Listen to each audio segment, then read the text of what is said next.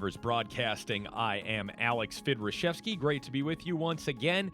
And we've got quite a bit to talk about here on the Corner Kick. We're with you each and every Monday from 6 until 7 o'clock. We're going to take you and whip around the world of soccer in 1 hour each and every Monday. So it's good to be back here with you. Busy weekend. The Pittsburgh Riverhounds had a day. They had a day down in Miami and came away with a 0-0 draw. The talking point of that was the officiating decision that denied Pittsburgh what could have been the winning goal. They now remain tied for second place in the Atlantic Division, and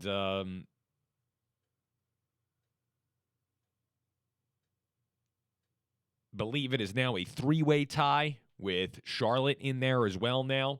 So it's going to be a race to the finish here for the Pittsburgh Riverhounds. The big moment, it was the 66th minute. There was a free kick played to a defender who played it back to goalkeeper Connor Sparrow. He misplayed the ball. It looked like it was an own goal. There was maybe up to 5 minutes of discussion that took place, and then the referee gave Pittsburgh a corner kick instead of awarding the goal, and it was rather bizarre to see what happened there, and theoretically it should have probably been a goal, but you know, listen, there's no VAR in the USL. I don't like VAR in general. I've bashed on it for a long time. So, you know, in that sense, I'm certainly not going to criticize now and say, oh, well, we need VAR. Got to have VAR. That would have given the Riverhounds the win. It probably would have given the Riverhounds the win, but, you know, hey, you know, it is what it is. You got to take the point, move on. 2 home games left, and you got to get the job done. Saturday, coming up, the 23rd, Charleston Battery, they were eliminated from playoff contention on Saturday. So this coming Saturday, it's a big, big game. They're going to need at least one win to finish second in the Atlantic Division and get that home game. Realistically, they probably need to beat both Charleston and Hartford on October 30th. The last 2 games are here at Highmark Stadium. I would hope that there would be sellout crowds. And if you live in Western Pennsylvania, make sure you get out there and support the Pittsburgh Riverhounds, because we're at the end of the stretch now. And they're in a position where they're going to be in the playoffs, but to get the home game, at least in the first round, you know, obviously upsets could happen. They could grab a second. But to get a home game in the opening round of the playoffs, you got to beat Charleston, and you're going to have to beat Hartford. I think they're going to need to take 6 points. You know, they've done what they needed to do for most of the year. They struggled against the independent franchises, and this is something Bob Lilly pressed about. We've talked about it for weeks. There's no need to go back to it now. You know, the Riverhounds had, I think it was 6 shots on goal in the second half. They conceded a lot of possession, but defensively they were great, did a good job. You know, Conardo Forbes and Danny Griffin on the Hounds website, they gave them kind of the man of the match thing. And, you know, Forbes connected almost 80% of his passes. I believe when I was looking at the article, I saw Griffin just about that number as well. They both went in on some tackles and did a good job. And that's to be expected. Conardo Forbes is the veteran, and he's the leader of the squad here. And Danny Griffin, I was impressed with his play the last couple of games, actually. I think he's been pretty strong throughout kind of the stretch here. The home game against Tampa, I thought he put in a pretty rock-solid shift, and that was a great result for the Riverhounds. And now, you know, again, now you're talking, it's like with the national team, a 7-point window. You know, you got 3 games in the last, 3 weeks of the season. You got to get 7 points. You got to, got the draw in Miami. Now you got to take 2 at home. So for the Pittsburgh Riverhounds, that's where it is. It's nice to see that. They were able to get Dequa a little bit more time. Jordan Dover got to start, played 45 minutes. So some of these injured players starting to come back to form right at the right time. And for a guy like Dover, you don't need him to give you 90 right now. It's coming to the end of the season. And, Dover's probably going to be back next year. I would assume he's a good player, and they've had him for a couple of years now. And I would assume Bob Lilly likes him. They're working him back into the roster. In the back line, he's just another option. And for Dikwa, you have Dixon, you have Williamson, you have Cicerone up top. But Dikwa just gives you one more guy. It's the bench player that they need right now. And if Dikwa is good enough as far as fitness to give you 12 to 15 minutes at the end of regulation, that's what you need to ask for right now. I don't know if he's fit enough to go play extra time on top of it yet. I think so far it's been, 2-3 games he's played. It's been about 10 to 15 minutes of total time if you count stoppage time. So I'm not sure that Albert Dikwa is ready to go back into this just yet and dive in with both feet and give you 50. Can he give you 15, plus the stoppage times and then another 30 on top of it? Is that too much? That might be right now. But again, if it's another body that if Bob Lilly needs him late in a game, he's electric. He can get forward and he can create opportunities. And if you have him out there and maybe Williamson's still out there or Cicerone's still out there, it'll take a little bit of attention off of those guys that could open up some more opportunities for them. But again, here we are. There's not much left to say with the Riverhounds coming down to the end of the season. They have to take them both. The Riverhounds have to take them both. And if they don't take them both, they're in the playoffs. It's just if they don't take them both, they're probably not going to get a home game. So please get out there, support the Pittsburgh Riverhounds. We've had a blast down there all year. Go see Notts County John and Man City Tim over on the other side of the field with their Tartan Devils banner and head on out, have a great time. They've got the pregame festivities now where you could go starting, I believe, 2 hours before to Highmark Stadium. They have kind of like the beer tent, and you can go have a good time. But again, last 2 games, this coming Saturday is the Charleston Battery at 7 p.m., and then Hartford Athletics Saturday, October 30th, and that is also a 7 p.m. kickoff. So make sure you go on out there and support the Pittsburgh Riverhounds. Let's get to kind of the big moment of the week. Let's go into it, and then maybe we'll close up with a little New York Red Bulls Hudson Derby, and talk a little bit about kind of where the league has gone sideways a bit, and talk about the crowd or lack thereof. Let's get into the experience that was the U.S. against Costa Rica. Obviously, by now that the United States came away with a 2-1 victory, fell behind in the first minute, and had to claw their way back. Weak moment for the United States as far as starting. I thought it was a bit odd that... No, you know what? I don't want to say it was odd. It was predictable. Let's go this way, because I'm the pessimist when it comes to good old Greg Berhalter. It was predictable that Greg Berhalter was going to start Zach Steffen in Columbus. This is the last place Steffen played in MLS before he went, back to Europe. Berhalter was his coach in Columbus, in a qualifier being played in Columbus. Cheap heat, kind of like pro wrestling, going for the cheap heat, going for the pop. Like when The Rock would come out in the 90s or early 2000s. Finally, The Rock has come back to Reading. And everyone would go, Reading! He said Reading! That was essentially the soccer version of what we got from Greg Berhalter with Zach Steffen in goal. Zach Steffen, Columbus, yay!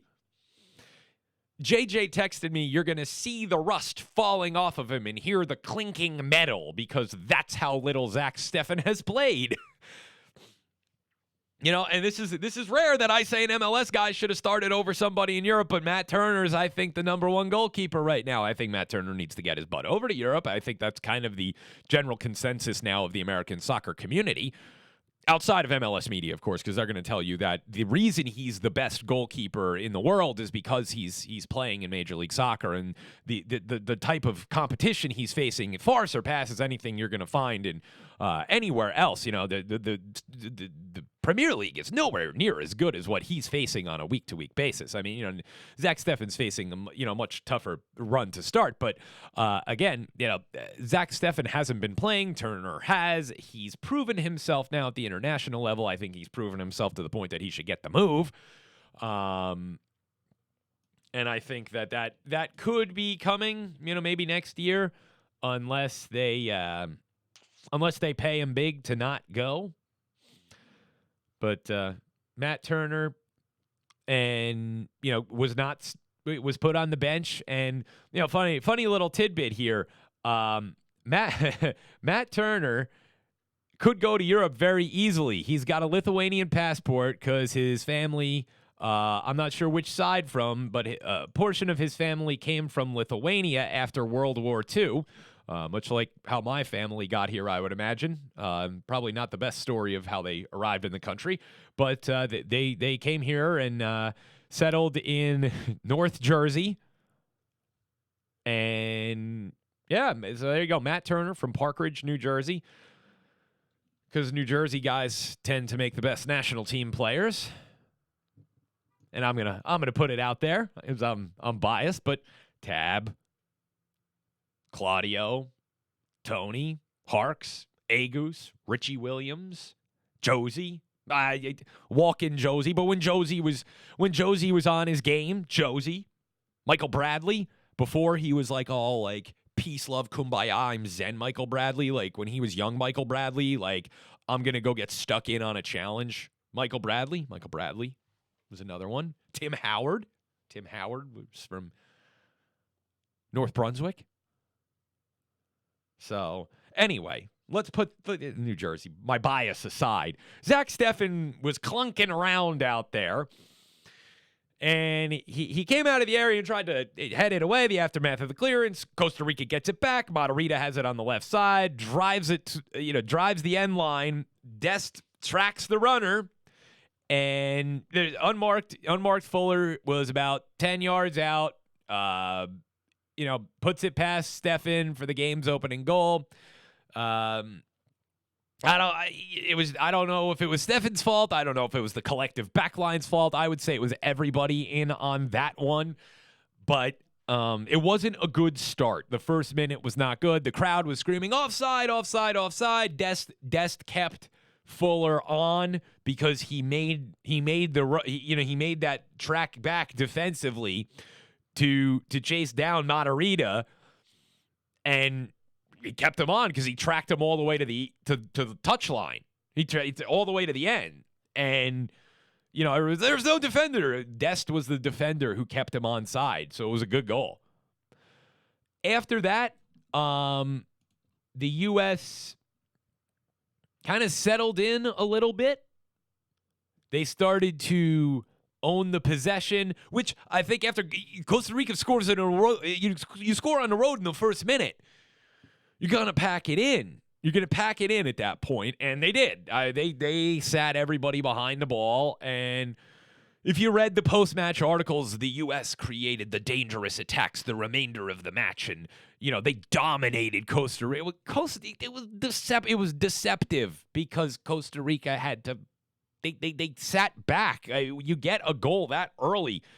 It's impossible to hold it, I think, for 99. If you count the stoppage time, you say 90 with the extra 8 minutes or whatever of stoppage time, you're talking almost 100 minutes without giving up a goal after you grab one. Very, very difficult. But I think you started to see, Weah break forward in the first half. Brendan Aronson, causing some problems in open spaces for them. Tyler Adams and Weston McKennie did a great job to kind of patiently build an attack. The majority of the first half ended up down in Costa Rica territory, and I think we started to see, I'd say it was about the 10th or 12th minute, Dest started making these gut-busting runs up his side.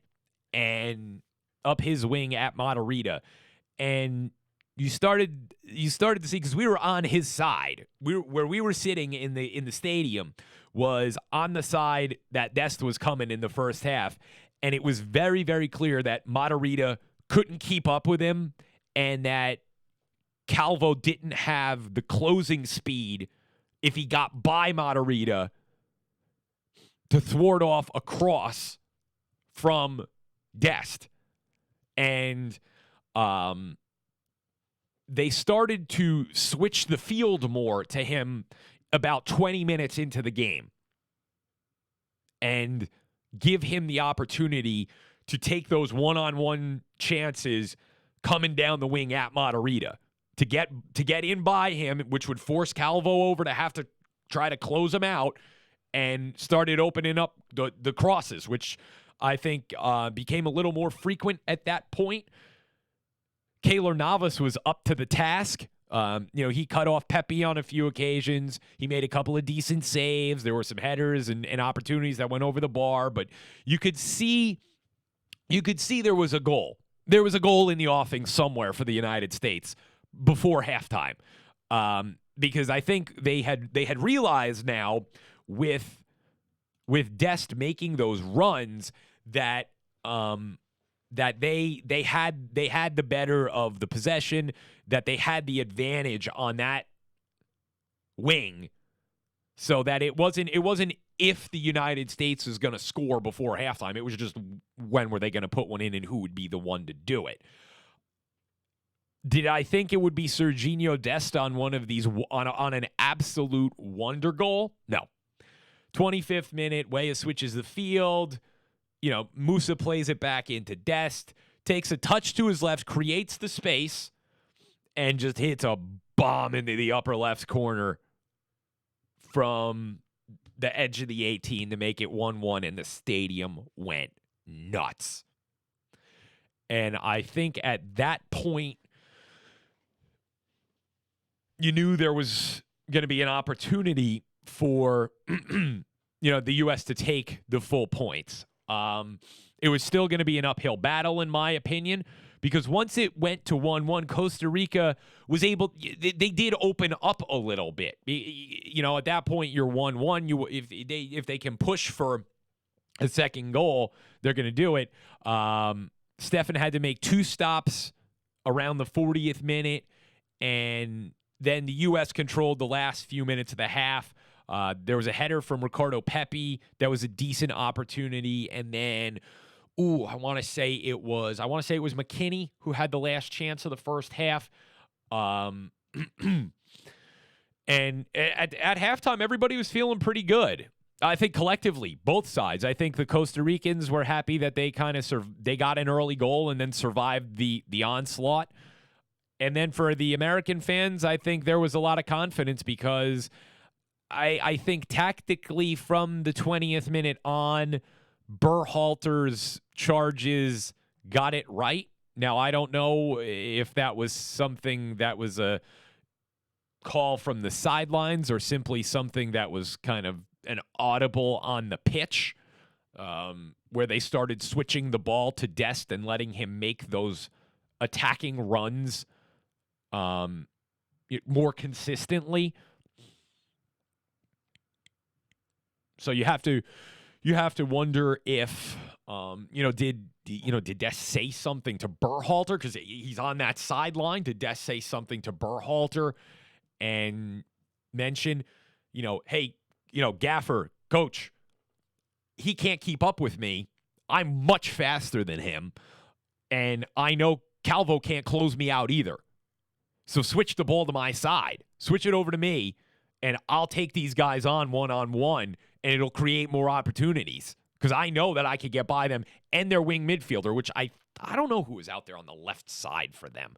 I'd have to go back and take a look. I might actually do that, because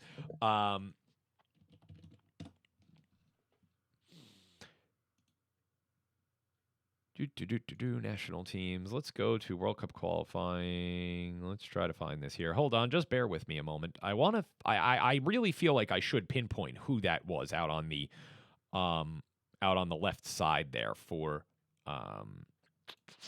Costa Rica in that game because Dest had no problem taking on the left-sided midfielder either in that one. Let's see if they had the. Yes, it was Venegas. So it was that was Johan Venegas who was out on the left side, 32-year-old who played 2 years with Montreal Impact and 1 year with Minnesota. Had a decent showing there, but was always a better player in the Costa Rican League than he was in those couple of years in MLS. He never really made an impact for the Impact or in Minnesota. He was at Saprissa for like 3 years, and then now to Alajuelense towards the end of his career. And you have Dest, who's a young kid. And it was very, very apparent that he was able to really pick them apart down that right side. And again, I don't know if that's something he said to Berhalter. Maybe there was a comment in passing when he was running back, like, "Hey, they can't stop me. Switch the field." Or did he say something to maybe Adams in the central part of midfield and say, switch the field to me. I got these guys. Or did someone like Adams or Weston McKennie see that and call the audible themselves and be like, hey, we're going to switch to Serginho's side because we're a little bit stronger going down that way with him and Yunus Musa and Weah as far as pace versus those guys than Aronson, McKinney, and Robinson were having with Blanco and Fuller and Duarte, who was able to come over and close them out. And Duarte at 32 still playing very, very well, playing for Levante in La Liga starting. So he's I think he was a little more mobile than Calvo was. So you have to wonder how that kind of switch. Borges was on the left side as well. So Costa Rica was a little stronger to the left than it would be their right side of defense. So it was the Costa Rican, I'm trying to explain this from two different perspectives. The right side of the American attack against the left side of the Costa Rican defense. So the right side of the Costa Rican defense was a little bit better, in my opinion, against the Aronson, McKennie, Robinson than their left side of the defense was against Des, Musa, and Weah. And then they switched Weah and Aronson to try to maybe even that out a little bit or what, but they had just as much success, if not more so, when they flipped Aronson to that side and then let Weah's pace take on the kind of more quality of Borges and Duarte and Blanco on the other side of Costa Rican defense. So, all in all, good first half. And for a guy who got it tactically so wrong so often and who was in a position where it was probably, the U.S., I don't know if the Federation has the money to fire Berhalter and pay him out, but there would have been a lot of heat if the U.S. bundled this one. A lot of heat. And I think, the first half, Berhalter, whether it was Berhalter or they just kind of figured this out on their own on the pitch, I'm going to say the U.S. as a group got it right. Interesting thing happened at halftime. Keylor Navas, the goalkeeper for Costa Rica, plays at PSG, was subbed off with a hip injury. And at some point, he injured himself and had to come off, which was probably the worst position for Costa Rica to lose a player, without question. Actually, I'm going to say without question because I don't think Ruiz at this age is irreplaceable. I think they could have gone to someone else and kind of still figured it out. Borges, same thing. These guys aren't spring chickens, and this Costa Rican team, I'm going to make the argument too, and we saw this as the match went on. there's a lot of leftover parts. There's a bit of a aura around Costa Rica from the last 2 World Cups and things like that, and CONCACAF, the Gold Cups, and they've played very well. But looking at the roster, there's a little bit of age on them. So again, there were equal parts that they could have moved out, but Navas was the one guy that they couldn't afford to lose. He's probably at worst the 3rd or 4th best goalkeeper in the world. That's on a bad day. On his best day, he's probably still in the top. He could be number 1. But this guy's one of the best goalkeepers that is out there still. Playing for one of the best teams. So he comes off for Leonel Moreira, who, outside of one season at Bolivar in Bolivia, has played exclusively in the Costa Rican League. Navas is this, and if you know soccer, you've watched it. I mean, Navas is an imposing guy. I mean, he's probably about 6'2", and he's got to be about 190, 200 pounds. This Moreira, they list him at like 5'11". I mean, I'd say that on a good day. And that there was and at that point, I turned to my dad, and we said, there's the opportunity. There's the opportunity to grab the second goal. The second goal is going to come at some point, because there will be a situation that Moreira will face that would be a shot that Navas would stop, that he won't. And we're going to win this game now. Because it could be 2-2, 2-1 to 2-2, 2-2 to 3-2. Like, we'll get that moment will come.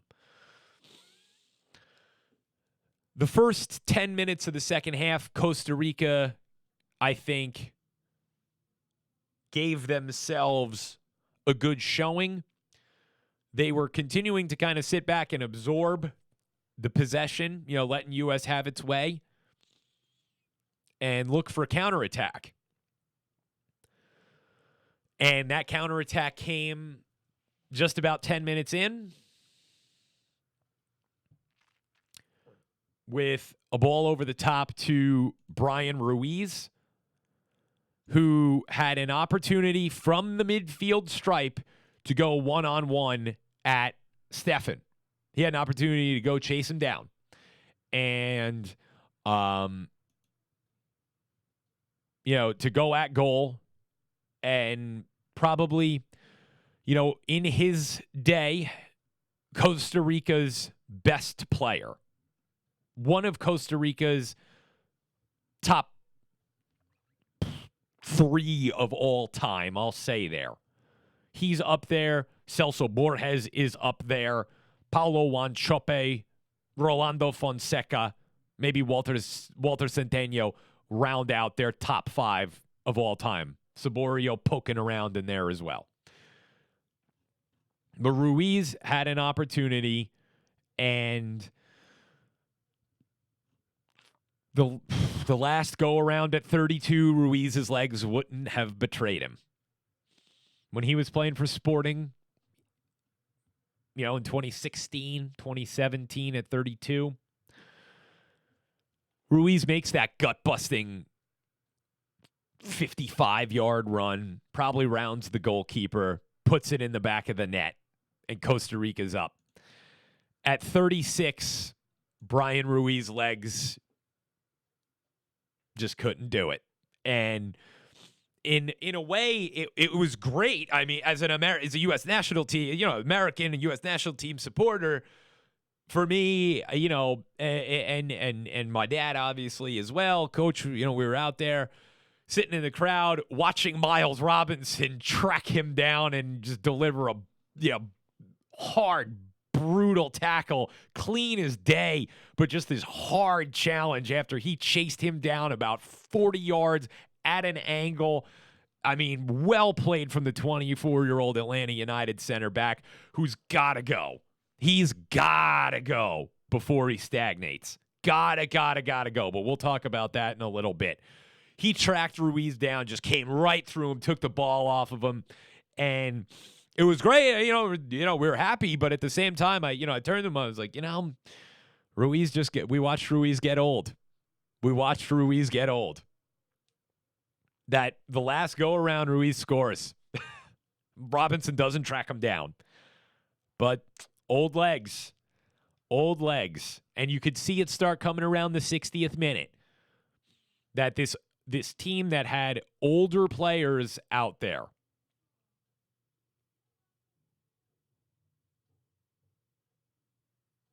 that were 29, 30 and up. And I know 29 is still prime. And guys at 31 are still capable. But, 33-year-old Celso Borges in midfield. Venegas, 32. Ruiz, 36. That's a little old for a midfield for a World Cup qualifier. Defenders, you can kind of milk it a little longer. And goalkeepers, you can put a 40-year-old in goal. It doesn't matter. Gigi Buffon was fantastic, and he's 40. That's where for Costa Rica, Navas probably going to play until he's 40. They're going to be all right. They're good in goal, until they can. Hopefully, there's like a 22-year-old somewhere at Cartagines or Deportivo Saprissa, or they're going to be in some trouble. But it was a little bit of it was an older team, and the legs started to get heavy. And 20-something minutes to go, or 23, 24 minutes out, Dest takes advantage of a mistake, finds way of cutting into the box, rips a shot, hits the post, hits Morera, spins into the back of the net. 2-1. It was the shot that Navas probably parries because he's 4 inches taller and he's bigger dude, better keeper, probably slightly better positioned, wider wingspan, and there it is. There was that was the moment. There's the shot that Navas would have parried for a corner kick that Morera doesn't get to, and it's in the net.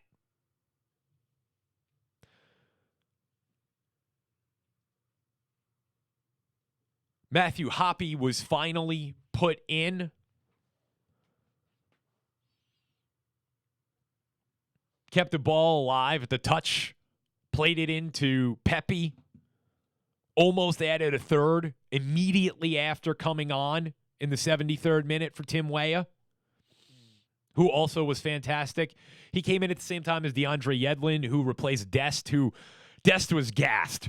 Dest was done at that point, but man, what a 73 minutes from Serginho Dest. Absolutely masterful performance for him at the right back position.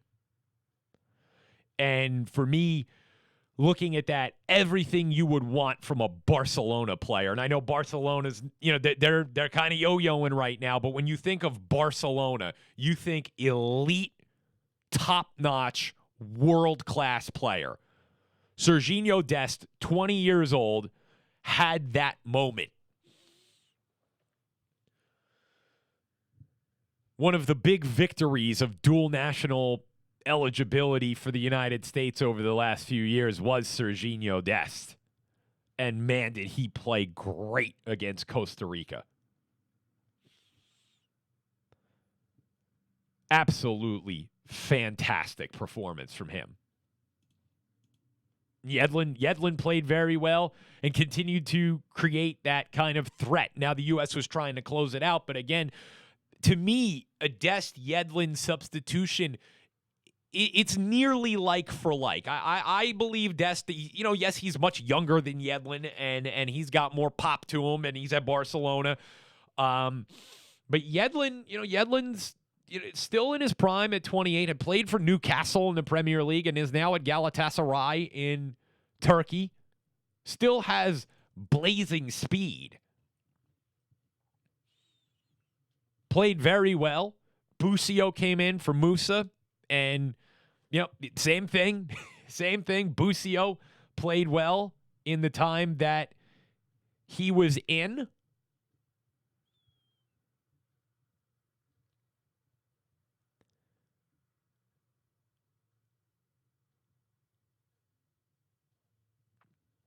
And then at the end of the game came the moves that I think real soccer people, guys who know the game, didn't want but knew were going to come. And here's where I'm going to, it was an A+ U.S. performance outside of that opening minute gaffe. And I'm going to give the biggest knock of the night to Berhalter's last two substitutions. The insertion of Walker Zimmerman for Brendan Aronson. And I get it. You had to put a defender on, right? You're going to try to ice this thing away, whatever. You're going to go to another center back. I don't think Walker Zimmerman's an A-team center back. I talked about that during the Gold Cup. He could get the job done in the B level. He's just not a top-notch guy. And it's okay to say that, but I get it. He's getting paid a boatload of money from MLS in Nashville. And, just not for me. Not for me. Not with the options that are out there. They had McKenzie on the bench from Genk. Toss him in. What good's Zimmerman going to do? He ain't going to be around in the next cycle. When you go to 26 and we're the host, he's 32. See ya. Bye. Done. Don't need you. And if we're building for the next cycle, what do you need him for? What do you got to? Why would you have him in there? You got enough options. And I think there were better options to bring in. And I guess Brooks would have been that guy. If Brooks wasn't banged up, Brooks probably is that guy. We may have seen the last of Tim Ream. There might be some kind of swan song game for him somewhere because he has been good for the U.S. But, Brooks probably, I guess, would have been that guy.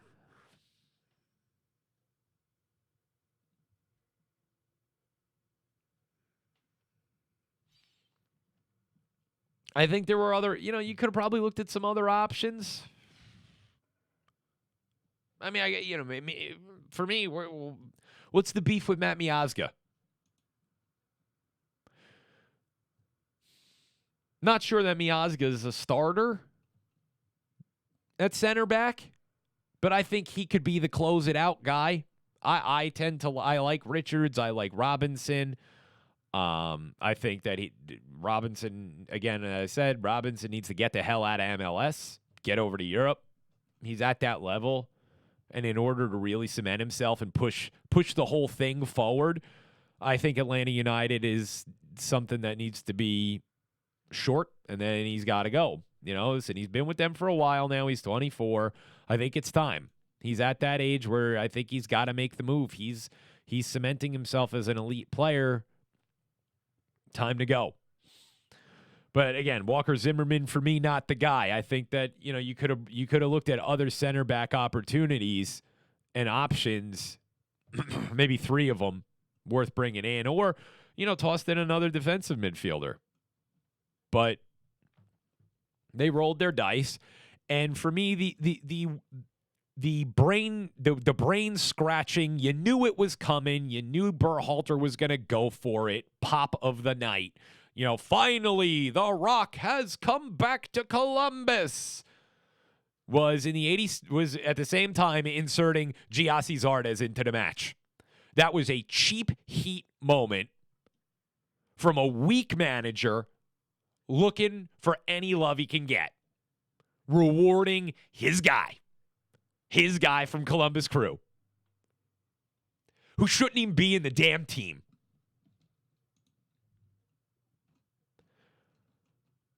You could run through the strikers and attackers that weren't brought in.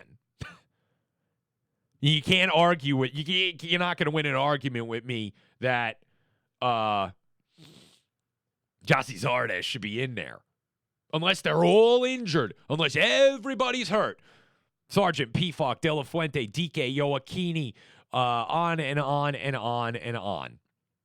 And I guess if Pulisic is healthy, if Gio Reyna is healthy, if Brooks is healthy, then you're chopping. Then, probably Zardes, Areola, Acosta, Roldan, Leggett combination of are not in the squad.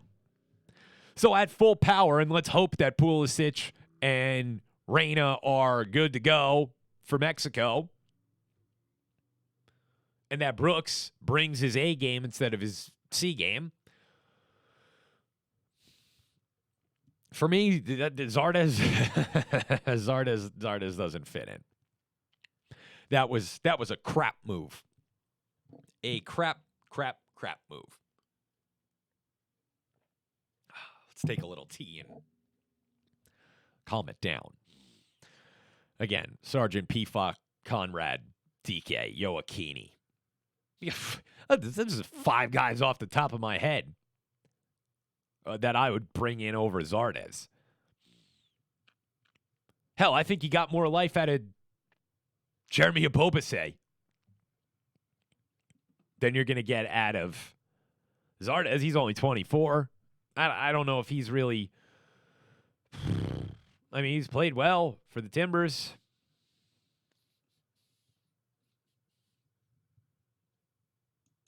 Now, I believe now he's with San Jose, but... Or even like 20-year-old Jesus Ferreira. Like, we're going young. Let's go young. No, we're gonna put in Zardes, and here's the punch of it. Immediately after putting those two in on a free kick, the free kick was sent at goal between those two. So immediately after coming in, the two MLS guys, Zimmerman and Zardes, put the U.S. in a bad situation. Put the U.S. in a bad situation. Thankfully, it didn't hurt them. The U.S. closed it out. They got a win. Costa Rica had a couple opportunities, late free kicks. 10 of the starters are 24 or younger, 10 out of 11. The Robinsons are 24. McKennie, Adams, Richards, Weah, Aronson, Des, 2 teenagers. That's the 4th match in a row that's happened. Ricardo, Pepe, and Musa.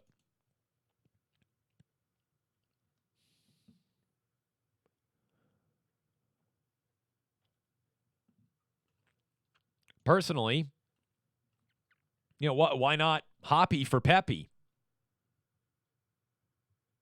Make you use a guy like De La Torre in midfield. Or I even would have been all right if they, I guess, put in Roldan or Acosta for a cameo to kill it out. But again, they got the job. They got the job done. So I won't get too upset, but it was the performance that they needed to have with most of the team that they needed to have. And the tactics were pretty good. The tactics were pretty spot on. Again, this is a Costa Rica team that's aging. It's the leftovers of that group that were so good the last 2 cycles. Again, Navas in goals, fine. Giancarlo Gonzalez, 33. Oviedo's 31. Calvo's about to turn 30. Duarte's 32. Waston's 33, going to be 34. Matarita's about to hit 30. Blanco's 32. Borges, 33. Ruiz, 36. Venegas, 32. Guys who are playing. Tejada about to turn 30.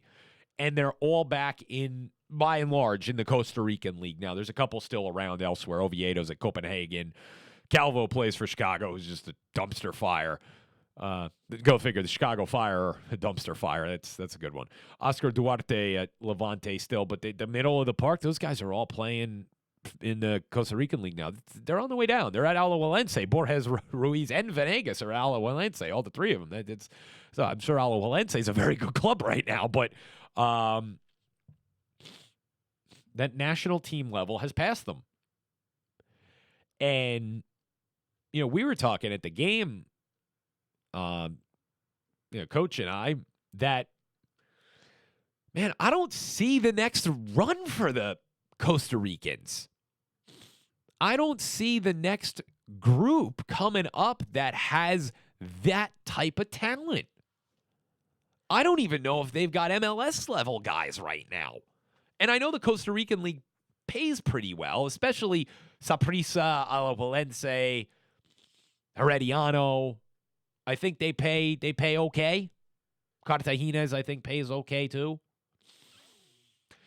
But, so there's some guys sticking around there, but I just don't see it. I don't see 23 and 24-year-old Costa Ricans who are just, pushing in. I don't see it. I don't see that type of player.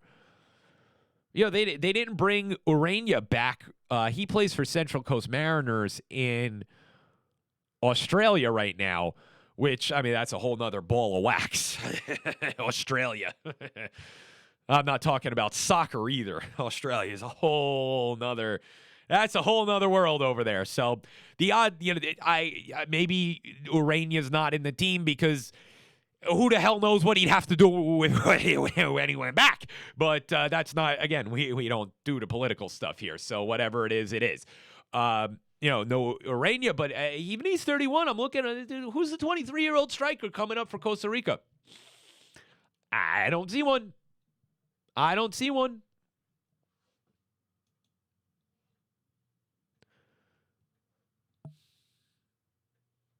My guess is the next one's Ugalde. Manfred Ugalde, 19. Probably the next one. Is on loan to Twente from Lommel in Belgium. So, in a way, here's hoping Costa Rica kind of takes a step backwards as the U.S. is enjoying its plethora of riches of European-bound young talent. And as long as we can avoid using Walker Zimmerman and Giassi Zardes to defend free kicks, and we can accept that, Kellen Acosta's only good 1 out of 4, maybe we can jettison him. Sebastian Leget's 29. This is his last cycle. 22. This is his last cycle. He'll be 34 next. He's done. Which is a shame because Sebastian Leget's the best American in MLS right now. That's in that age group. Roldan never left. I thought Roldan could have pushed on, been a championship guy, maybe played in the Netherlands. I feel like that league and pace would have fit him well. He's not a Premier League, Bundesliga kind of guy, but he's the kind of guy who could have went to Netherlands or Belgium. I think that style would have fit him. But he got a big contract from MLS, and quite honestly, he's kind of a fringe national team guy. He's a solid B team player, and like I've talked about for the last 6 months, and he's a guy you bring off the bench. You bring him in, he gives you 10 minutes, 15 minutes, and I think he's solid and can close it out. And with Roldan, you get it every time, and that's why I like him over Acosta, because you get it every time. Christian Roldan comes in, you need 15 minutes, he just bangs at it for 15 minutes, does the job. Kellen Acosta, I said this before I went to Columbus. If Kellen Acosta puts it all together, Kellen Acosta's an A-team starter, lock stock. He's fighting McKennie and Adams for that spot. He's playing at a major club, but he can't bring it every game at the national team level. When it's 1 out of 4, and I think there's plenty of other options in midfield that they can start really considering. You have Bucio, Johnny Cardoso coming up from Internacional, and I'm going to throw Julian Green out there. I don't know why they don't like Julian Green. He's 26. I don't know why they don't like Julian Green. What Berhalter's, real beef is. I know he never really hit the elite level, but he's a regular for Greuther Fürth, who were in Zwei Bundesliga. He played a pivotal role in their return to the Bundesliga, and now he's playing for them in the Bundesliga. I have to say that Julian Green at 26 should probably be in, because he's probably should be in. He's a 2-cycle guy. Let's take a little more tea. Tanner Tessman will be in at some point. He's at Venezia. Richard Ledesma, PSV. There will be a future where we don't include a player like that, like Acosta, who's a 1 out of 4 guy, or a Zimmerman who, again, Zimmerman's finished. He's going to be poking around the rest of this cycle, but you look at, Brooks is around one more go. Reggie Cannon, Sam Vines, Cameron Carter, Vickers, Miazga should still be in the mix. I don't know what the beef is with him. And then a host of young talent that's either in Europe or on its way there.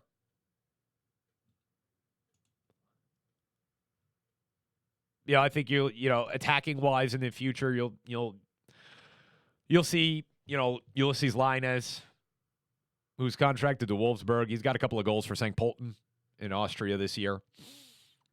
But for the U.S., they kind of stumbled their way to 6 points. I'm not thrilled. This should have been a 7-point window, just like the first one. It should have been 2 wins and a draw, maybe even a 9-point window in the first one. But Berhalter got it so wrong for the first 5 halves. Got it okay against Jamaica. Got it all wrong against Panama. 7 lineup changes. Friggin' 7 MLS guys, and it showed. You put 7 MLS players out there, American prime age MLS players, that's the result. 1-0 Panama. Because that's where our players at. That's where that league is at. It's a 1-0 loss to Panama. And it's a replay of all those same guys that wanted to be carried across the pitch in the last game against Trinidad that didn't get us into the 2018 World Cup. So looking ahead, the U.S. has Mexico coming up in Cincinnati on Friday night, November the 12th. Then they go to Kingston. There's no Camp Cupcake this year because of the Qatar World Cup, which, again, that's a whole ball of wax JJ and I talked about. I've been talking about it for years. When it was first awarded to Qatar, I was still at WGPA in Bethlehem. Jack Logic had me on the sports talk show to talk about, how the hell did Qatar win the final bid over the United States? And I have my theories. We all have theories.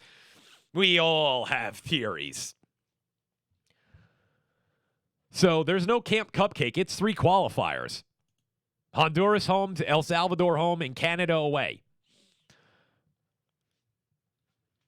As it sits right now, the U.S. is second.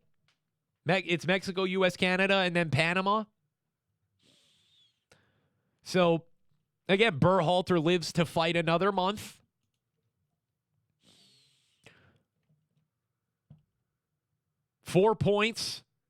I would say 4 points is minimum acceptable result in the next set. 6 is ideal. 2 games. That means you beat Mexico at home. 6 would be ideal. 6 would be ideal, and you take 4. If you get 3 or less, it's a disaster.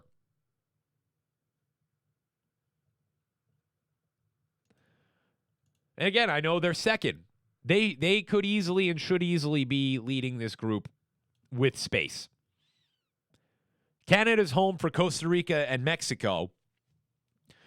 They're going to look for 4 to 6.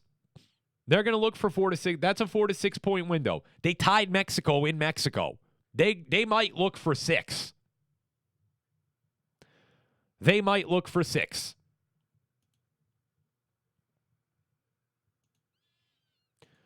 So you could swing a lot in the next month. You could put Tata on the hot seat. Wouldn't that be something? Put Tata on the hot seat. Panama's got Honduras. That's their only game. Honduras is effectively out of this. 3 draws and 3 losses. El Salvador is still kind of poking in the mix. Costa Rica, I think they're going to fade. Panama, would do well to take the points off of Honduras in the next round. And after playing a little bit inspired over the course of the last round,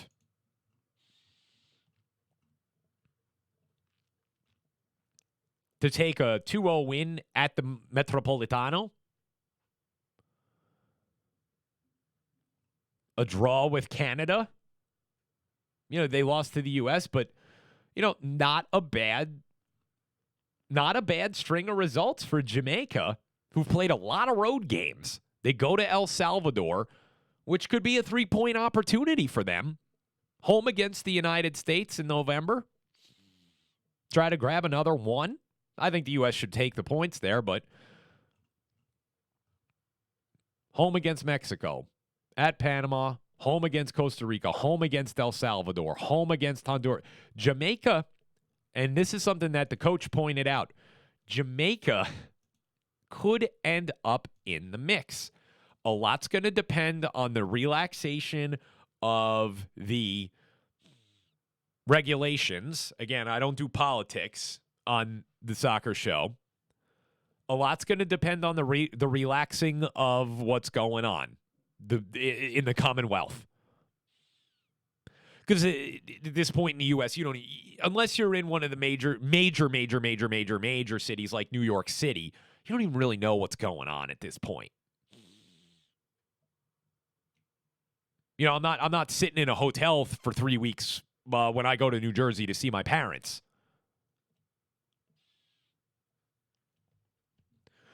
You know, so if that gets lightened up over there, it opens the door for these dual nationals that Whitmore has been after to come in a really large number that could make a big difference. That's your Liam Moore from Reading and Pinnock from Brentford and Hector from Fulham and a couple guys at Rotherham and, who else is out there? Excuse me. Players at Bristol and Antonio's at West Ham and Bailey's at Aston Villa. And you look at these guys that are out there that, this dual national or whatever, they were only able to squeak a few of them into the country to do this last round. If the Commonwealth would lighten their stuff up a little bit with all these, quarantine restrictions and lockdowns and things, Jamaica could probably have a damn good team out there, but I don't think they can get all of them in and out and back to their clubs and lock them down and do all of this stuff. Rotherham might give you one. Harding or Tilt, they're probably not going to give you both. You know what I mean? They're probably not going to sit there and go, yeah, two of our defenders, we won't have them for 14 days because of the requirements of England, but you can have them for the qual. If they loosen some of that up, they probably have a very, very good shot at this. But again, that's where we're at. That's where we're at. So the U.S. looking at probably, 6 is ideal, 4 is minimum in November. We're out of time. We didn't really get to MLS. No big whoop on this part. The New York Derby was played on Sunday, Red Bull and New York City. Red Bull won 1-0. The goal was scored like 3 minutes in front of I would say, half-empty Red Bull arena. It's hard to believe what's gone on there. And obviously, I'm in Pittsburgh now. We covered the Riverhounds and things, but season ticket holder at Red Bull, Metro Stars for a long, long time. We've had season tickets since probably 97, 98. We started the packages. And when they went to Red Bull Arena, we got, some great seats with some good people around us from Newark. And it's sad because, maybe they yo-yoed a little bit with Henri and Cahill and Luyendula and them, but they did get a supporter shield. They were towards the top of the table. They were in the playoffs every year. And it was electric at Red Bull Arena in those days when they had quality players. Maybe they were a little older, but Joel Lindpair, Di Mutanio, all these guys who came from across the pond. Even Rafa Marquez, as crazy as Rafa Marquez was when he played there, when he didn't want to play, he just cracked somebody in the head with an elbow and bang, and there's a red card or whatever it is. But it was electric at Red Bull Arena. Win, lose, or draw, 26,000 there to see Thierry Henry, Tim Cahill, again, Luyendula, and the rest of those guys that they had at the time, Marcus Holgerson, and this is Kenny Cooper, quality players in that team and in the league. The matches were good. They were good. There was energy in the stadiums. Beckham coming in and Keane and, just everybody else. To see a half full Red Bull Arena for a New York City Red Bull New York game is just bad. I get it. It's a Red Bull New York is now a breeding ground for Salzburg and for Leipzig to get one guy a year and then sell 3 or 4 other guys to middling clubs in Europe who aren't going to compete in the Champions League, and that's what it is. But man, it just It's sad to see. Even New York City, those early years of New York City Red Bull, when I was living there, Hudson River Derby Day, oh my gosh, the energy around the stadium with maybe Red Bull, they didn't have Henri and Cahill anymore, but you're coming to the table with Sasha Kleshtin, who was a fantastic, U.S. national team player. Sasha Kleshtin, Tyler Adams is there, Matt Miazga's there. Even, again, he's kind of an MLS lifer, but, from Brazil. But Felipe was a very good player. Sean Davis is coming on the way up. There were some good players out there. And then New York City's counter with Lampard, Pirlo, David Villa. The energy in the stadium when you would go, it was just, you could feel it. You could feel it on the streets of Newark when you go down to Ironbound before the game.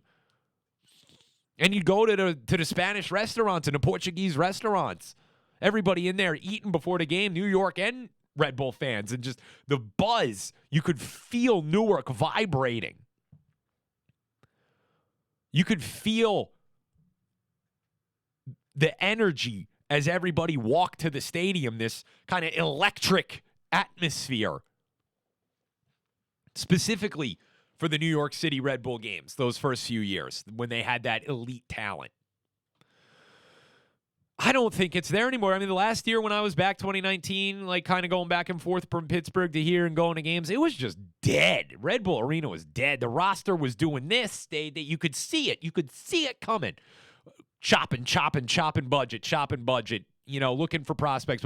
And then you factor in probably one of the worst managers in MLS history, Chris Armas, who managed to screw up not one, but 2 teams in 3 years. He managed to blow up everything that Red Bull built, and then he managed to implode everything that Toronto built. If Chris Armas ever gets a job in MLS again, these people that run these teams are brain dead. Chris Armas should be done. He managed to screw up not 1, but 2 teams. Chris Armas' future should be managing some academy team. Or back where he was as an assistant coach, because his tactics were junk and his ability to scout players were terrible too. But again, the buzz just wasn't there. And watching that game and seeing the empty stadium, I'm sitting there shaking my head going, man, this is, and the quality is just not where it was. And again, you had older guys, but they were world-class elite players. And it's just not there right now. And that's the whole league. MLS on the whole, I put the games on and I sit there and I'm like, there's no electricity, there's no energy, there's no quality. There's lots of good young Americans coming up, which I love, which is what I want to see. I want MLS to have lots of good young Americans coming up and pushing on. Keyword, pushing on. Get them the hell out of here. To quote a former president of ours. Get them the hell out of here. 22, 23, adios, amigo. Europe is that way. Here's your ticket to Heathrow. Figure out your next destination. Bring them in, move them on, get them out. Because the league isn't enough quality for you to be 27 playing here. Yeah, they get paid good money. Sean Davis is making real good money. Sean Davis kind of guy, when Union Berlin came calling and they didn't move him, he was going this way and then it just kind of became here. And if he goes to Union Berlin, does this, does the trajectory instead of going this way, go this way? Maybe. But anyway, we're out of time. It's been great. We'll catch you next week here on Corner Kick and Three Rivers Broadcasting. Make sure you catch the Hounds this Saturday. We'll be down at the game. God bless. Have a great night from all of us here at Three Rivers Broadcasting.